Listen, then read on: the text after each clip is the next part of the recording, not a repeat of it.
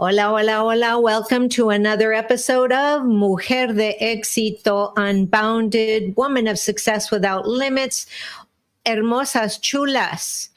I am MartiAngel, your host, tu anfitriona, and I am so excited for today because I love having you. You all know that every month I have a special featured guest. And this month, my special featured guest is for all of you that are wondering why you can't grow on Instagram. I have a young lady here who is a social media expert, and I love her. We met through a coaching group that we're in together. And so it's going to be amazing. She's going to drop some jewels and some bombs. Híjole. No se la pierdan, no se la pierdan. Okay, so soy su anfitriona. This is MartiAngel, your host, introducing this amazing young lady, Dani Wade from Lotus Loom Socials. How are you, baby? I'm well. How are you? I'm good. I'm good. So now I was reading through through your bio and all of that. And if you would allow me, I always like to ask permission because some people are like, no, don't read that. Don't read that. But I would like to ask your permission before I ask you the first question to share your bio. You let me know. Can I share your bio? Okay, yes, good. You definitely can. Okay, so let me read to you. And obviously this is not everything, but this young lady, she was burned out from a 14-year career because she started when she was 2 in clinical social work. And she says, I traded hospital healthcare for social media in 2022. Driven by a passion for helping others, I founded Lotus Loom Socials in 2024 to empower content creators, small businesses, and underrepresented voices with a deep understanding of storytelling and a decade of content creation experience. I specialize in crafting authentic and engaging Instagram strategies. My expertise in growing online communities has led to significant increases in engagement and followers for clients, ultimately driving the business growth. This is amazing. So tell us a little bit more, Dani. Give me a little bit of background of your personal story. I'm going to let you tell your personal story and how that evolved into where you are now.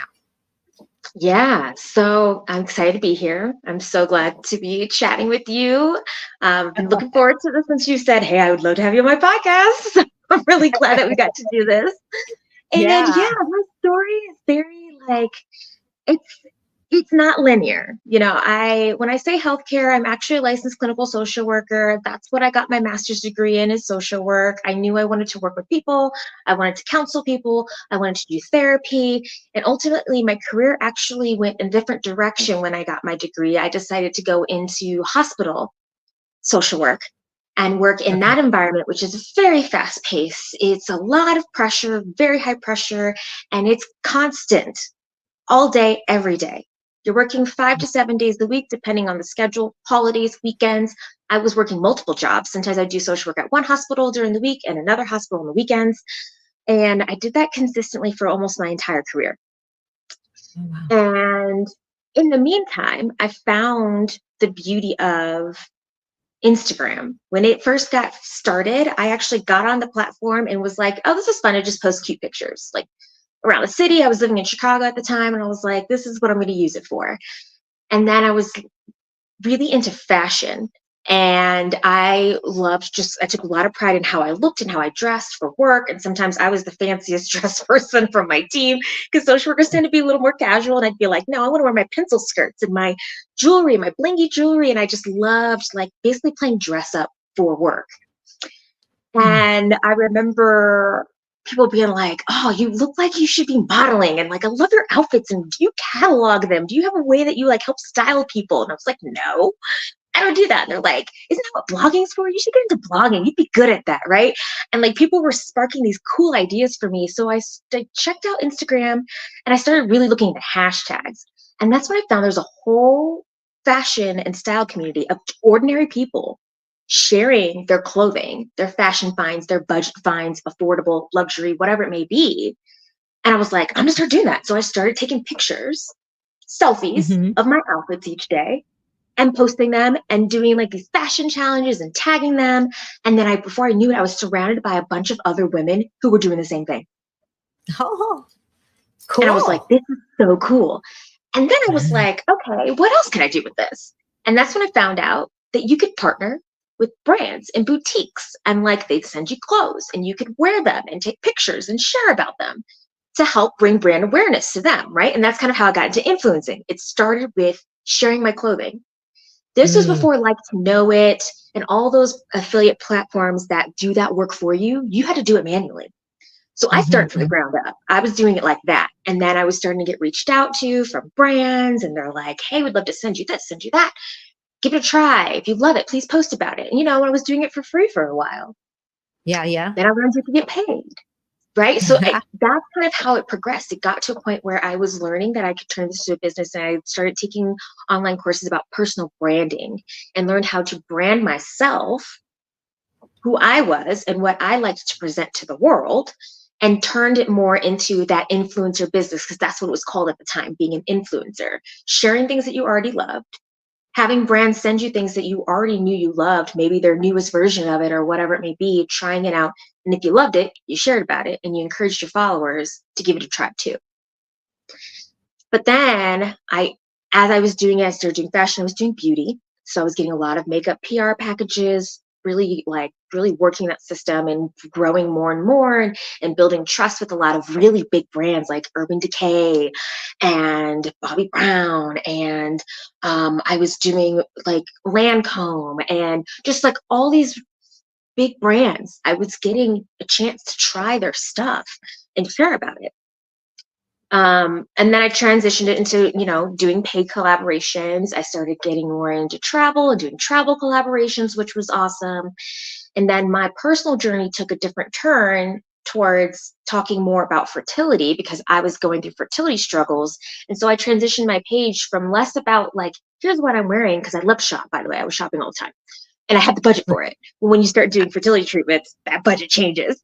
And I was like, it's not real for me to be like doing photo shoots on weekends in new clothes, when realistically what I'm doing is I'm really sad and I'm going to all these appointments and I'm trying to figure out why I Mm, can't have a baby.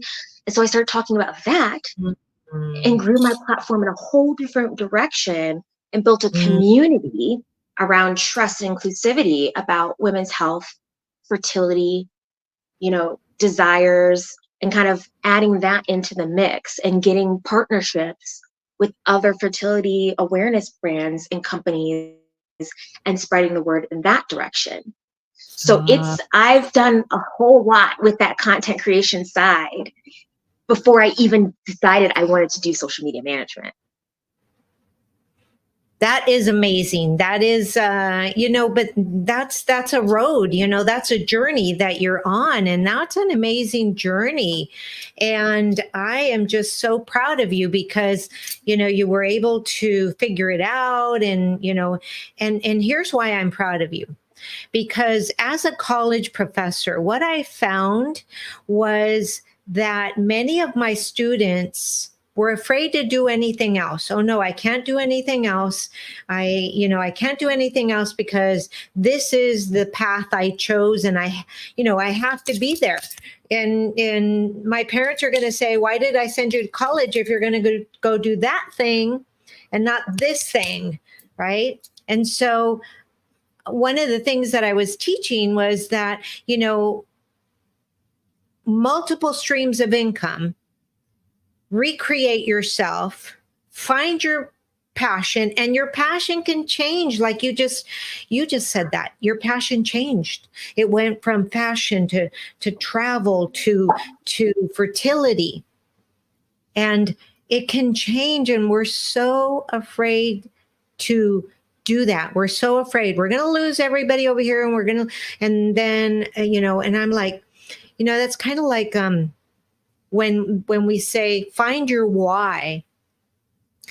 And so many people think that their why has to be the same forever and ever. And that's so not true. As a business coach, I tell everybody your why is flexible, mutable, and transferable. So it's never going to be the same. It's never going to be the same. So I'm so proud of you for doing that. And now you have to share with us, you went from all of those three, but you opened up in 2024, you opened up your own social media company, right? Or, social management company. So tell me about that. So the reason I even got in this direction was because once I was doing all this stuff on the side. Influencer and content creation was all a side gig, and it was always really fun for me. But I also was like, why can't it also be my life? Like, why can't I do this for a living? And of course, when you're business minded, you're like, but I gotta make money. Like I know where my steady paycheck comes from is having a career in social work. That's what I got my degree in, right? That's where we were trained to get a degree in what you're going to do for your life. And I was always too scared to completely stop social work in order to take on content creation full time. So what I decided to do instead was I want to get out of social work and I want to get out of healthcare, because it wasn't adding to my life anymore. I wasn't excited about it. I wasn't happy. I wasn't passionate about it as much. And I was truly burnt out. And I said, I'm going to do something radical. I put out on Instagram, powerful networking, that I wanted to get back into my creative side, really tap further into that. And coming from a social work background and being a content creator, I wanted to combine it and get into social media management. And I said, so if there are anybody, you guys, if you know anybody, any companies that are looking, willing to give me a chance, I'd love to get started. And that's how I got my first job as a social media manager. I got reached out to on Instagram with this amazing company. I was like, great, it's right up my alley, because it was fertility based. I was already speaking the language. I was already creating content about it. I had a personal journey and experience with it. So I understood the medical side. I understood the personal story side of being a patient. I also understood the mental health side of it because I'm a social worker and worked in mental health for so long. And I understood the social media side of sharing content around that, something so sensitive, and doing it in a way where people feel connected with, heard, seen, and possibly want to purchase your product. Right. So that's how I got that transition. I quit my job, jumped in with them within a few weeks, and really just dug in and learned as much as I could about, and they were a startup. So like we were all learning together about the whole marketing side, and luckily they had a marketing team and I was a part of that. One thing I think people do wrong is they hire a social media manager to wear all the hats. It's not how you do it. You've got to have a marketer, you've got, a director of marketing, you've got to have the person who does paid ads, you've got to do person who's got design, who creates these high quality content photos for you with your branding and your products, and you've got your social media manager who is managing the social media side of it, getting that content out there in a meaningful way, in a way that's effective, that's reaching the people, it's engaging, it's bringing leads in past the social media stage through your funnel, right? So I learned about that. And then after that, I was like, I want to be able to do this for more people, for more brands, more businesses.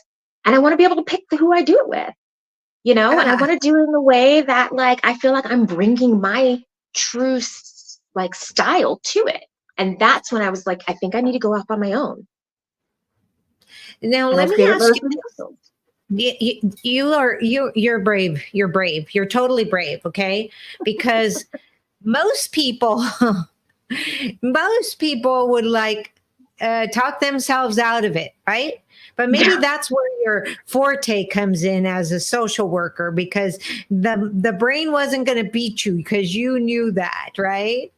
But it's so, it's so amazing. You have that story, that very personal infertility story. Would you mind sharing a little bit more about that? What happened and where you went and what did you finally decide to do? Or is that still a path you're working on? If that's okay. Yeah, no, I mean, I share about it openly on my other platforms. So I'm here under Lotus Loom Socials, you know, because that's where we connected, is the social media side of things, of social media management. But I also have my own content creation page, which is DW Bella. So if anybody ever wants to dig more into my story, there's years worth of history there. But ultimately, what happened was my husband and I started trying to conceive in 2018. A year in was like, it's not normal that we're not getting pregnant. So I went into an OBGYN, and luckily I went into the right one. It was brand new. I had never met her before. Let me take off my sweater because I talk about this and I get heated because it's good, but it's like, oh, there's so much to it. But ultimately, she was like, we're not playing around. I think I was 32 at the time. She's like, no, you've been doing this for a year too long. Let's figure this out. Let's get some testing. Let's get you on a medication to make sure you're ovulating, right? And literally, I feel like as a woman, I should have known so much more already. But as girls, we grow up and we're not taught a lot about our bodies and our reproductive health and how everything actually operates. We're just told kind of surface level stuff. So I hadn't really thought about like, oh, you may not actually ovulate. You're supposed to ovulate, but you might not. And you don't do it at the same time every month. And like all these things just started to come up that I was learning from seeking support. And after a few medicated cycles, still wasn't working. She was like, let's get you into a fertility clinic to a specialist. Got into the specialist, started doing IUIs. They both failed. Took a break. COVID hit anyway. So it was like perfect timing. We were devastated because we just thought this was our cure. We were going to get into IUI. We're bypassing some of the systems that kind of keep you from getting pregnant. We didn't get pregnant. We were frustrated.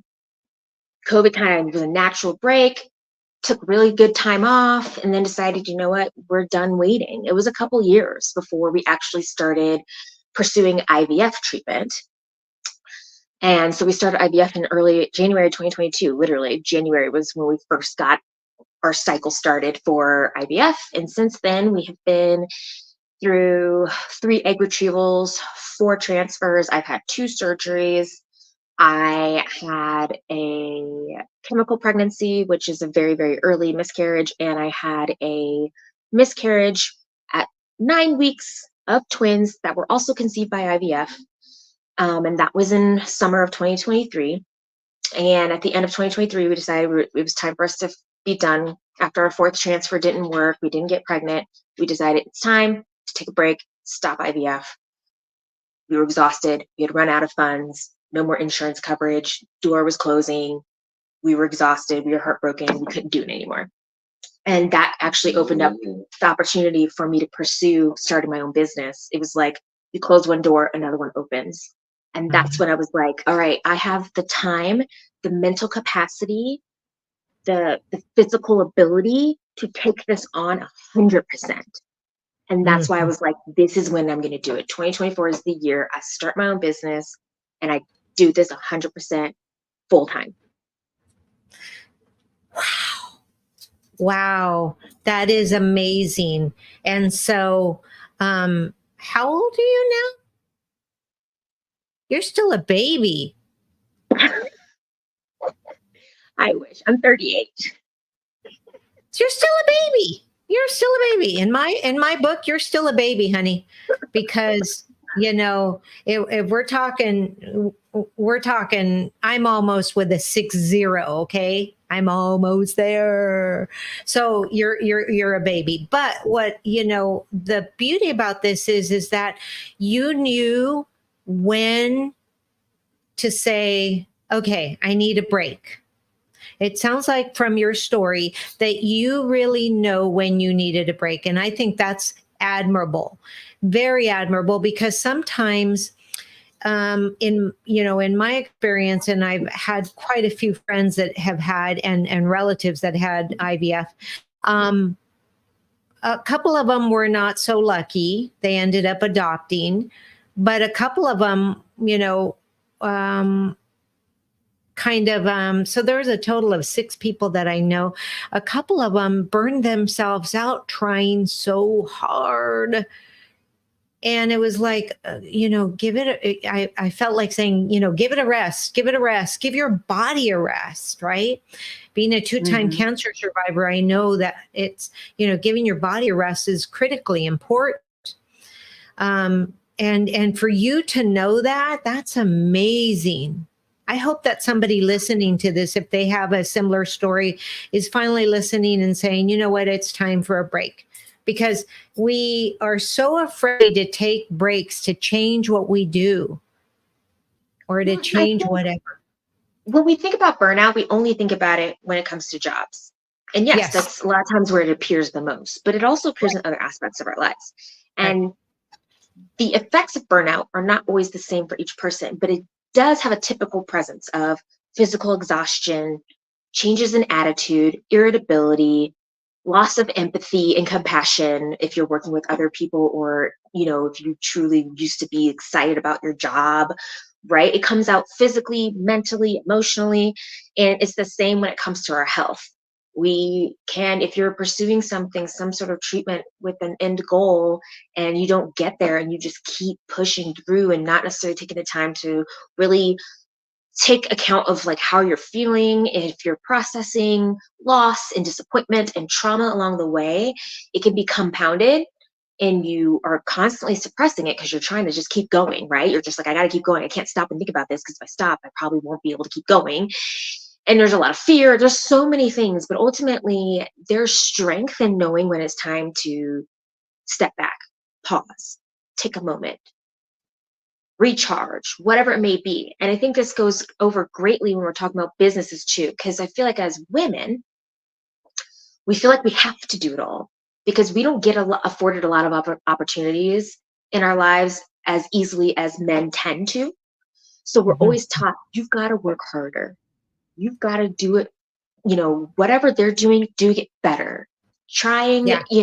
trying everything you can to reach your goals. And if you work hard, you will achieve anything. I have a problem with that saying, because the reality is there are some things in our lives that if you work really hard, you still may not get the result that you were working for. Infertility is one of them. Yeah, I love it. I love that you said that. I'll come back. I'll share my story when because I was there. But go ahead. Are you? Yeah. And I think that, and in business, that can be the case too. Like there's some people who've started multiple businesses because not all of their businesses are successful. And it didn't mean they didn't work hard enough. They didn't try hard enough. They didn't outsource enough. They didn't have a big enough team. It's just that some things don't necessarily create an outcome that we initially strive for. And we sometimes either need to adjust the goal, or we adjust what we're doing, or we completely scrap it and start new. Yes, I agree. Totally agree. And one of my careers, because everybody always says, "Oh, you've done so much." Well, one of my careers that I felt was very successful. I was a school principal, and I took a school out of program improvement. It all nearly killed me mentally, emotionally, spiritually, and physically.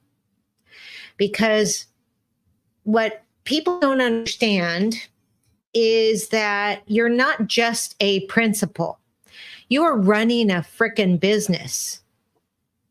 I was in charge of making sure that the school, ran perfectly. I was given a budget, and I had to have, I had 125 teachers and 50 staff members, and and then there was the janitors and this and that, and then there was all the support staff, and then all the parents, the community that wasn't a parental body, and the kids, and then it was like, oh my goodness, trying to make it successful in the eyes of the state, because it's all about numbers with the state. Mhm. It's not about your child, it's about the numbers. I mean, to the point where if a body isn't in a seat, the reason we go after truancies is because if that little butt is not in a seat, the state won't give the school money for that chair, right? So then it becomes, it doesn't matter what they look like. You get their butt in the seat so that we can say they're present, right? And half those kids, it's like, so what I was seeing the first year, because the first year I became principal, was like, you just kind of watch, right? I just, I didn't know all of the staff. I didn't know everything. So I just kind of let things go, taking my notes, and very much so like a new business, right? The first year, you're lucky to make money in business. And now as a business coach, you're lucky to make money in the first year, because the first year should be all about, let's watch and see what we need to do. Let's set up our systems. Let's see what, we'll focus on our brand and da-da-da. You know the drill. But it's so important to understand that change is is always there. And then also, too, is the fact that it's okay to tell yourself, wait a minute, I'm getting burnt out here. I need to step back, take a few breaths. And it's okay if that school principal is doing more than me, or that school principal is doing more. And I think it just correlates to us, me and you, having a business online, and and the stress of watching somebody else. I know that a lot of gurus say, take a look at what your competition is doing, and I'm like, no, I don't want to see what they're doing, because I want to do what's authentic to me. And we all grow in different spaces. So that in and of itself is I think it's a mindset bomb. It'll go off, and then it goes into comparison. And when we compare ourselves to somebody else, we will always lose. And so, it's just frustrating to see people beat themselves up. Yeah, I mean, we all fall into that trap every now and then where, we're being told, oh, have you done this? Have you tried this? Did you look into this?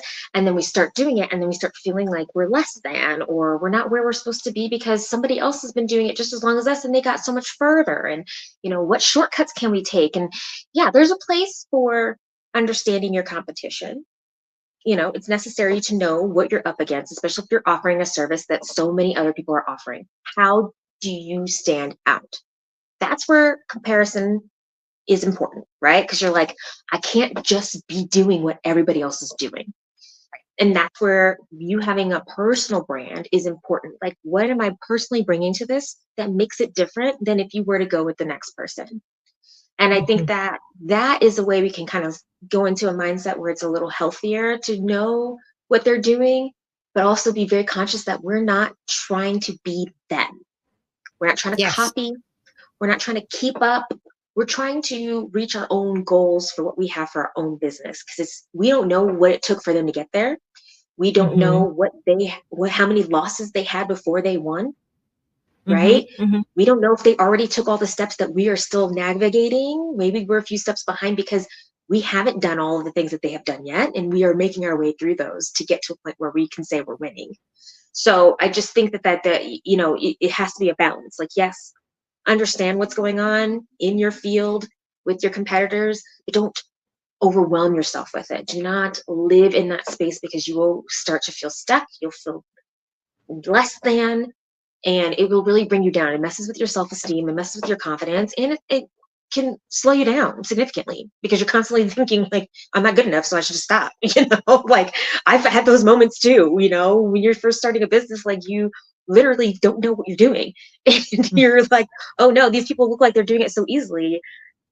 How can I find a way to be as confident as they are? And you really don't get there until you're actively doing it. That's the thing that people don't tell you. Like, most people don't know what they're doing until they're doing it. and they're learning exactly. as they Right. go. And then, and it's so true. You're spot on. You're totally spot on. You're what my podcast is, Mujer de Éxito Unbounded, which is Woman of Success Without Limits. You are the epitome of that. And the other thing that I would like to touch upon is how does being of a certain age, regardless of whether you're young or you're old like me or whatever, how does that mess with your brain as well, right? It's really, I know how being a seasoned mujerpreneur messes with my brain, but what I'd love for you to share is, because of your background, is how do we navigate that critical voice inside our head that says, you're not where you want to be. You screwed that up. Don't do that. You don't look cute enough. Don't do that. You're too old. Don't do that. No one's going to believe you. You're too young. So Give I us think some it's several parts. words of wisdom. Yeah, no, it's definitely several parts because a lot of it is psychological. It's mindset. Yeah. I think a part of growing in maturity, and one of the benefits of being a business owner as you've grown a little older and have lived life and experienced life, is you do have a lot that you know that the young folks don't know yet. Mm-hmm. And you are bringing a unique perspective because you've had so many different experiences, that when you meet with business owners, no matter what their age is, you're meeting with clients, no matter what their age is, you can relate, because generally what they're going through or have experienced, you've already done, and you can give them wisdom and advice and insight that other people might not necessarily have. That's one thing. I think what you mentioned about your inner critic, something that we talk about, and I do therapy too. One of my many things that I do, you guys, I provide therapy. And one thing that I work with my clients on sometimes is identifying your inner critic, identifying those moments when your inner critic is literally bringing you down. You're constantly questioning everything that you're doing, anything that you think you want to do, and it's really bringing a lot of negative thinking, of constant of like questioning in a negative way of, are you sure you can even do this? You're not capable. You don't have enough experience. You have no idea. You're not as good as this person, whatever it may be. Being able to identify those things right when it's happening rather than letting it continue to spiral. And when that happens, you have to stop and ask yourself, where did this thought just come from? You may not be able to figure it out, but if you do, that's great. Then you're going to say, is this thought true? Is this something that's based in truth and reality, or is this something a story I created? And it's not as simple as like, someone told me I'm not experienced enough and so it must be true. No. Are you capable of doing this? Have you done it before?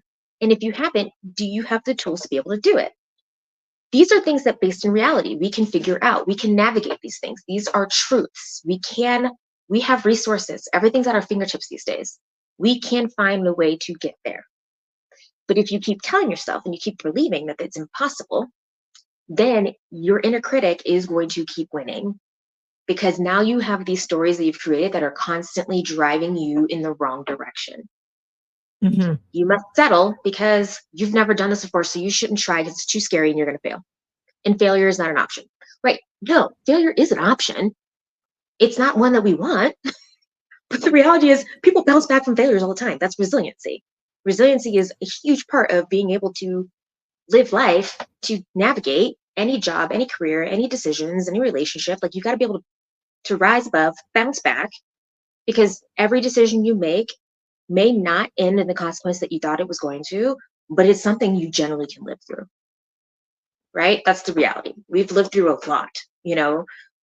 So I think that when you're facing these types of questions, you really are, it is more psychological. It's not just business minded. And a lot of people who are really good at business mind have better control over their thoughts and how much they allow them to interfere with their goals. If you think more positively and not like toxic positivity, but being able to reframe your thoughts in a way that's more action oriented, which I then consider positive because it's something you can actually do something about, you're more likely to be able to get further than if you constantly get into this state of almost paralysis where you feel stuck because all you're doing is circling through these negative thoughts that are holding you back. Amazing, amazing. So when we get these thoughts, I'm just going to summarize, being the educator.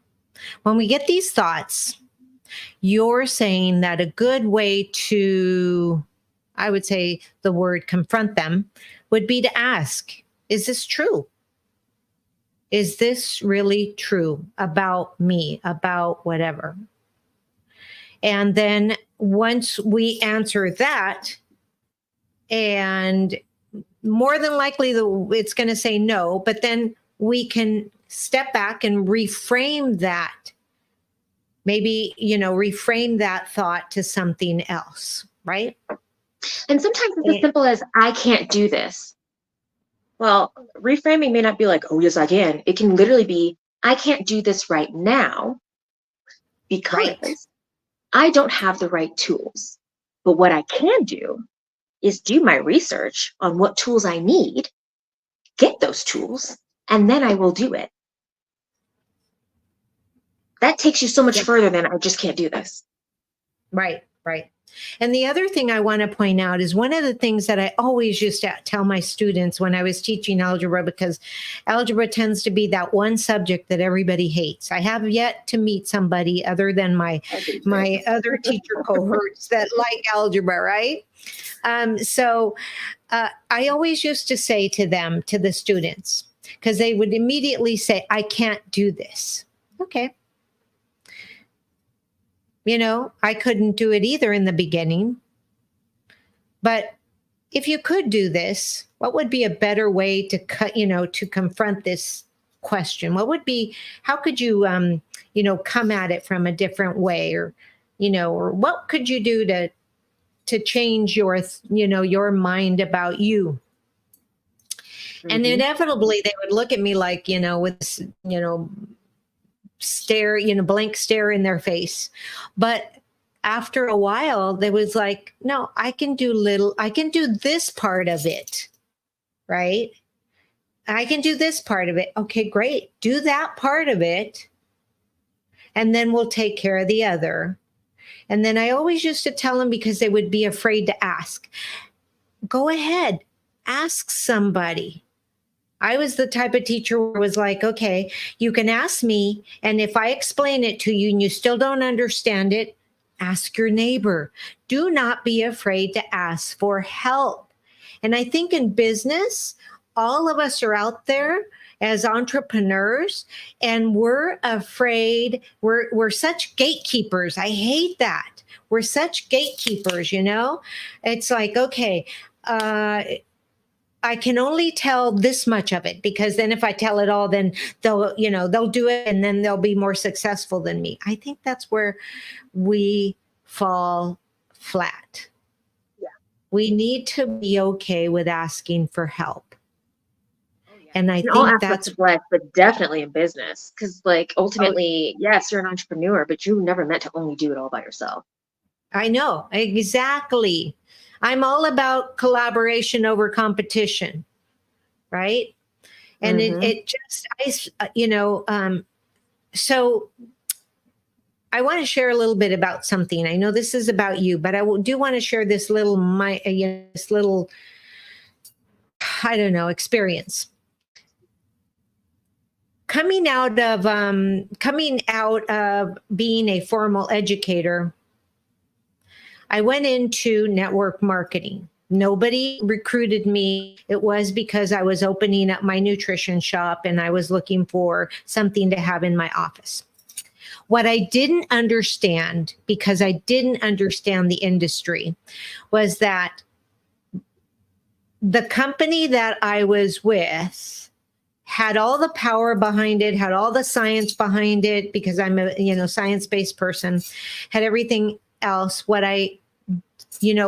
opened my eyes was the fact that in network marketing, the person, because everybody says, oh, it's a scheme. If you're not on top, you will never win. And that's, and I think that has a lot to do with your compensation plan, now that I know.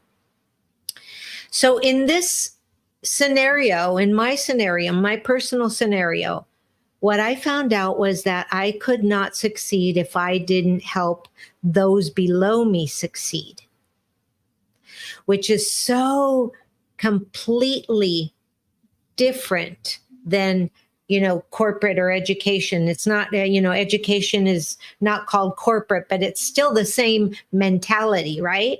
It didn't matter. It actually didn't matter if I wasn't such a caring principal. It didn't matter that my kids wouldn't succeed. It didn't matter that my teachers, you know, were doing the best job. It didn't matter because I was still going to get paid no matter what.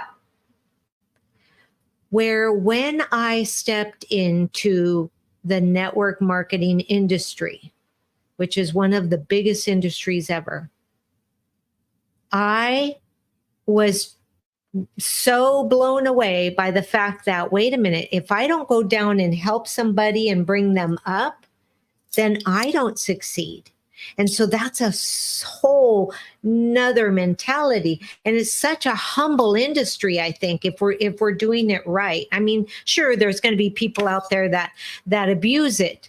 But for me, stepping into that reality, into the fact that if I help you succeed, wow, look at what I'm doing. You know, look at what I'm trying to help you make money. And inevitably, I make more money back over here.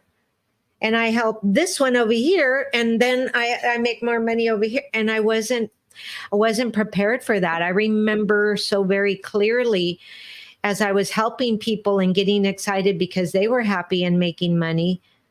I was making money, and it took my husband to say, the more you help, the more money you make. And I didn't realize that. And so I remember I was crying because it was just such a happy feeling that I was helping them, you know, and so I just wish that entrepreneurship was more like that. Yeah. Yeah. I mean, I think that's why also when you pick a niche, it's helpful to know other people in that niche or in parallel or maybe, you know, adjacent niches that kind of complement yours, that you can work with, that you can collaborate with, that you guys can build each other up and support each other. And maybe, you know, if someone comes to you, like for me as a social media manager, I know my limitations. So if someone comes and says, oh, I'm looking for this service, and I'm like, that's not something I offer, then it's helpful for me to know other people who do, because then I Yes. can then refer them and I can say, I trust them, I know them, they do quality work. And if you aren't going to work with me, I'd still be very happy if you could work with this person because they're amazing. It's just as good for Yeah. them to be able to work with you. You're going to be just as happy with them. Things like that really build people up, build up businesses, brands, build trust. You know, it's not just about what you know solo. It's also about knowing your limitations and being able to guide people in other directions if for some reason they need additional support that you can't provide. Not being selfish and being like, well, I'm going to have to do it all for you. Like, no, I know I can't. And I'm not going to Right. lie. That doesn't do me any good. It doesn't do you any good. So I'd rather have a good network that I can refer to. Right. Right. And I wish there was more of that. I really wish that we would be able to see that. One of the things that social media doesn't do well is it doesn't show how collaboration leads to success. It shows very much that competition can lead to success. If you're doing more than that other person, it can lead to big success. And I think that's where social media falls flat. And I think that that's why it's you know, it's for some people to say, you know, I don't want to do it that way. I don't want to be on social media because that's all we see. We see all the competition. I see that. I can understand that. It's really hard to not see that, you know, and I think that's why it's some of the businesses that I've worked with, I mean, they're much smaller and they feel like it's too overwhelming to take it on. And so they're like, if Mm-hmm. I can get somebody else to take it on for me, great. And I'm like, yes. But at the same time, I'll Mm-hmm. also like have to work through encouraging them as to why it's so important. I'm like, this is an opportunity for you to be able to put yourself out there on a wider platform, Right. and in a way that's intentional. Like if you're intentional with it, it actually can be a good thing. If you're Right. just on there just for the sake of putting stuff out there, and because you're trying to keep up with the next person because you know that they post every day, but if there's nothing behind it, there's no growth, there's no true trust being built, there's no brand awareness to just put stuff out there. I'd rather you put stuff out there 3 times a week and it be quality and it's doing something for the people that you want it to do something for, than just put it out there and hope that it sticks. There's trial and error and everything. So some things you're just gonna put out there to stick. But like, once you've worked through that of like, what kind of content do my people want to see? I want to make sure you're actually talking to those people, because those are the people that are going to then turn into your leads, your clients, your customers, whatever it may be. Right. And I want to ask you this one last question, and this is for all the listeners out there. So a lot of gurus out there are saying, oh, you can sell on stories. You can sell on stories. And so what I see is a lot of people trying to push product, sell on stories every day, 10 stories a day, all the time, click the link. And so at what point does that become a fallacy? And it's like, oh my God, you really don't sell on stories. Let me get this straight. So it's not like post a link and people buy off your stories. It's, in my opinion, it's like you have to take that person and develop a relationship that was on your story, but you have to take them over here. It's kind of like an Uber driver, right? Let's just say that the story is an Uber driver, right? And you've got to get in, and they've got to take you to the destination in order for it to be successful, right? So Right. it's like, okay, so you can't just throw stories up there and links up there and expect. So I think that maybe that's not the right way to say stories sell. I think sometimes you disconnect because everything takes strategy. Yes, some people wing it and they can nail it, and that's awesome. But in general, most people feel like a strategy is something that helps guide them from beginning to end. And without a strategy, you're really just flailing. And when it comes to selling in stories, that's the same thing. You need to have a strategy. You don't want to just constantly be out there saying, buy this from me, buy this from me. Do you know I offer this? Buy this from me. That you can do later once you've had a long history of building that trust. Now that your core audience is there and they're constantly there. And so you're reminding them this is what you're offering. But if you're trying to attract new people, maybe you just got a new follower and now they're watching your stories, right? Because generally new followers aren't going to come from your stories. They're going to come from your feed content, and then they're going to check out your stories to see what else you're sharing. In your stories, you can be much more personable. You can do more storytelling in a way that's natural to you, in an environment that's natural to you. And then you can add on the journey from who you are and what you're bringing to the table to, but also I offer, these are my offers.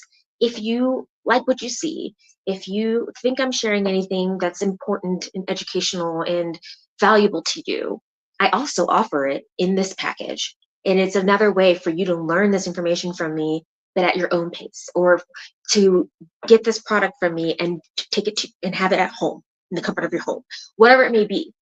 And I think that it isn't as simple as putting a picture up in a link, right? I think when it comes to doing more influencer style work, yes, a lot of times you can say, here's a picture of me in this outfit. If you like it, here's the link. But a lot of times the influencers that do the best have already built the trust. They've been showing the product, using the product naturally as they're telling a story. And then people are curious about it. They're not like, I'm using this product just to tell you I'm using this product. They're just using it and they're talking about something completely different. And then they're getting DMs while they're from their stories, and people are like, "Oh, I saw you were using this oil, and your skin looks so good afterwards. What is that oil?" they're talking to them about it in the DMs. And then next they're coming back to the stores and say, so I noticed a lot of people were interested in the oil I've been using. Crazy thing is, I've been using this for 3 years, and that's why my skin has been so clear. And if you are interested, if you have issues like I did, I had acne, had this, had that, and I started using this, and I've noticed a big difference. Here's the information about it. Or I make it. Did you guys know I make this? I know, crazy. I've been using it for so long. Here's the information. So it becomes more of a natural conversation and a tie-in than I'm just going to constantly tell you that you need to buy this from me or buy this from this person. It's Right. You're building trust first, then you're letting them know I have these offers. And yes, you do need to show up in your stories and share your offers because people don't always know. If they're new followers, they may not know. So that's why people say sell in stories, is you need to remind people that you offer these things, but it's not an everyday I should be telling you I have these things. I think that there is a balance. A lot of times people say it's like a 40-40-20 when it comes to your content. 20% of it's going to be promotional, 40% of it's going to be nurture, another 40% might be, like education or edutaining or whatever it may be, like some sort of valuable, like this is a tip I'm giving versus I'm building trust with you, learn more about me versus here's what I offer. This is what I sell. So I think balance is always more important. And Perfect. that's best I can say. Yeah, that's amazing. That's amazing. Thank you so much for clarifying that. And I hope my listeners understand that, because I have so many people that, so as a business coach, basically what I do is I help people to, I go in and I see what they're doing, right? And so it's called an audit. So I do an audit of what they're doing. And then based on what they tell me their goals are, then I can say, okay, you don't have a funnel. Let's create your first funnel. And they're like, okay, so what do I use to create that's where I come in, right? So I know a lot about the platforms that are out there. And so I say, okay, for you this and for you that. And because I don't want I want to save you from doing what I did, because I went to this way over my head when I first started, and I spent $32,000 on a coach and $2,000 a month for a platform that I was not ready for. But nobody told me I was not ready. They were just trying to sell me to that. And so after 6 months of paying $2,000 and not getting any return and completely being lost as to how to run this thing, I was like, wait a minute. And then, they say you learn after 3 times, right? So that happened once, twice, third time, it was like, okay, we need to step back. We need to cut all these expenses and let's see what I can do in the most affordable way while I grow. Right. Yep. And so I want to save somebody the time, because I don't want them to do what I did. I don't want them to get so scared that, oh my God, it's too expensive to run this business online.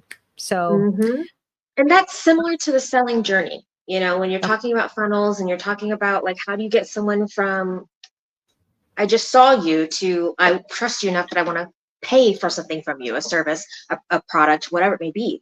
And that is, you tell them where you were before, like why you relate to them.